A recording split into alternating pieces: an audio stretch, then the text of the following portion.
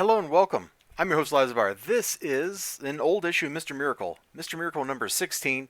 Who knows what volume this is? And,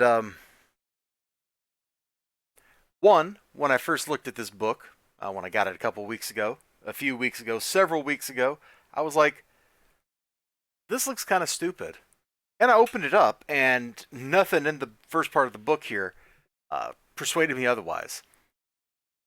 We got some of our characters, like the only one I know here is Oberon. These other three, not a clue who they are. Hanging out here on a planet where everybody is giant and also blue and speaking incomprehensible slang to each other. Tickle some giggle flash chick, slag off head slammer. I wonder if the new Gazo Bloxers indies out. Yeah, I don't know, man. What a mistake this was, and I'm talking big. How do we sell our Mr. Miracle cleaner here? The whole supply would be enough to clean a single linguini lap flop. That's supposed to be like one of the, more understandable characters because they're down here hanging out with Oberon and they're tiny. I don't know. None of this section of the book was at all like something I cared to read. My eyes glazed over. They rolled back in my head. The next thing I know, I'm coming up for air after biting somebody like a shark. It was a little crazy, okay? It was a little crazy. But that's what happened to me. So we're just going to ignore all of that. Instead, we're going to zip over here to Big Barda, who apparently decided to be an eco-terrorist today. So there's a bomb and Earth. I know it's wrong, but it's also right. After all, it's a warehouse full of chemicals for torturing innocent animals, but this is a bomb. I feel like I could talk it over somebody. But Scott won't even come home from the Justice League Embassy. Meanwhile, at the Justice League Embassy, Scott's dead. Oh boy, I do not want to be any of these people. Now, of course, he's apparently not actually dead, as we see a little later in this book, because Scott's flying around on his little tiny fly discs, trying to rescue these idiots over here on the left. But for the moment, we're like, Scott's dead. Big Bar's like, that. So a commercial comes on. It's got a little puppy, and she's like, that's it. There'll be no more puppy suffering in this town. And frankly, I can get behind that. Puppy suffering is generally considered a bad thing because puppies are cute, sweet, and generally innocent creatures who can cause a lot of trouble, but they usually don't mean anything by it, so we let them get away. We let them skate. We got some nerds that are like spying on Big Barda here. She looks kind of cool in that, man. Her whole revolution chic look.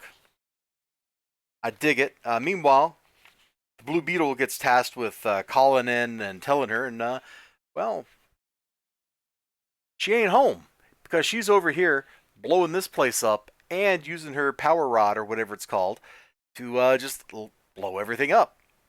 Later, she gets arrested because that's what I want my heroes to do: get arrested. Mr. Miracle, you can see like this cat has apparently been tormenting our tiny protagonist for who knows how long. I don't know, man. I'm just here trying to read this book and make sense of it.